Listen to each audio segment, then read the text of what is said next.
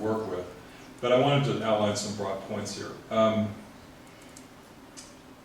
Democratization work has become a pretty established element in foreign assistance and in foreign policy. And here I'm speaking about the United States, but it also is, I think, reflected in the development practices and in the foreign policy considerations of many countries around the world, certainly those in Europe.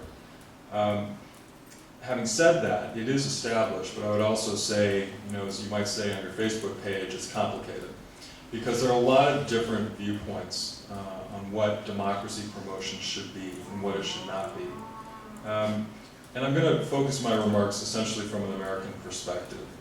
There is in the United States, and maybe I would like to think on the basis of NDI and IRI, there is a bipartisan consensus in the US Congress that the type of work that we do in the area of democracy promotion is a good thing. It's not a Democratic thing and it's not a Republican thing. It's a shared enterprise. Having said that, it's also the case that there are political complications. There are people on the left in the United States that see democracy promotion as the United States trying to impose itself on countries around the world, to make, as it were, the American model the uniform or universal model and define, in effect, for everybody what democracy should be. There are people on the right, the hard right, as we would say in the United States, that would say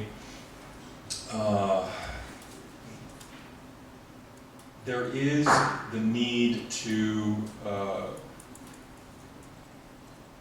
demonstrate U.S. power through such means as democracy promotion. And there is something that we should do when it comes to establishing individual liberty, individual freedoms. These are universal values, and we have an essential role as Americans to play in that process.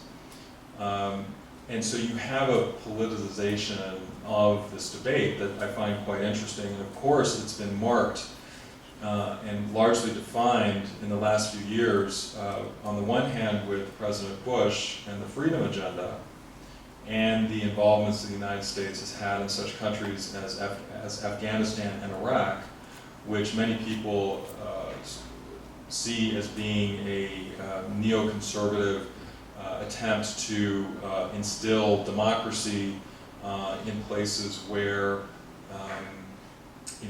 it's a little difficult to imagine and maybe a little naive.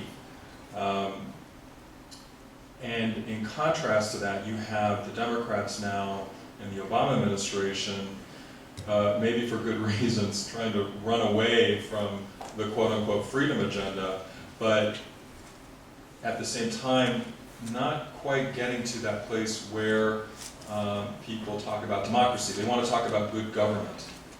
They want to talk about efficient government. Well, those are good things, but it's not the same thing as talking about politics and political reform.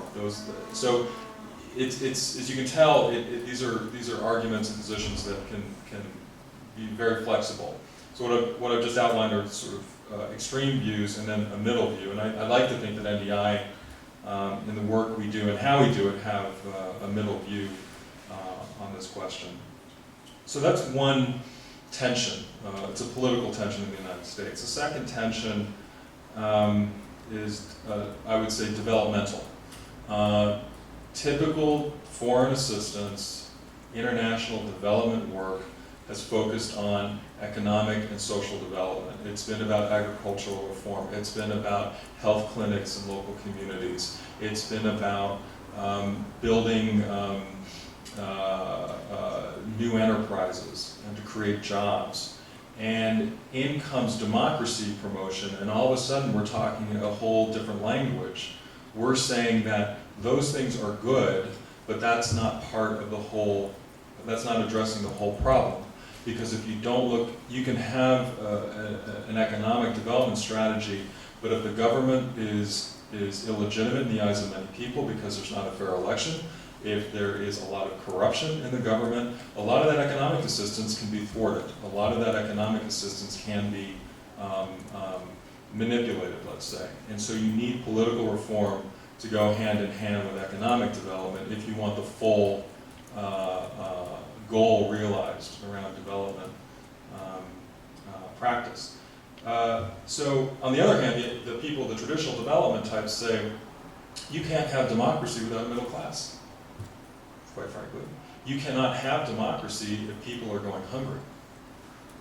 You need economic development to provide the type of social cohesion and participation by people, enough people, to make a political system work in a democratic manner. So you have this convergence where essentially there's a tension, but at the same time, like the political argument, there is a kind of convergence. That convergence is, you need both. You need both in a development strategy. The third tension is policy related. A few years ago, there were elections in the Palestinian territories. You may remember, I think they were in 2006. This is a cynical viewpoint, but it's one I think that's worth illustrating. And again, it explains a tension between different outcomes or different desires. I think it was pretty clear that as far as the US government was concerned, having Hamas win those elections was not necessarily a good thing for the peace process, the Palestinian-Israeli peace process.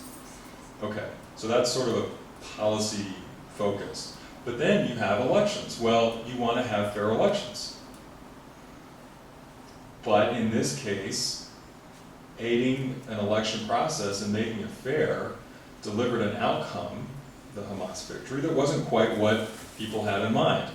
And so there's a natural tension in terms of policy as to how democratization assistance can either contribute to, or sometimes not, very distinct policy goals that are, political in many respects. Political in the sense of making good things happen, like Israeli-Palestinian negotiations. So that's another tension. And finally, the final factor I'll mention, and again here I'm speaking very globally, I'm not speaking specific to Kosovo per se, or this region. There is a reactionary challenge. There are autocrats in this world who have learned how to play this game. There are autocrats, autocratic regimes, undemocratic governments who know how on election day to make things look good to international observers to kind of get a check. Not perfect, there were problems, but based on what we observed on election day, we cannot say that these elections were somehow illegitimate.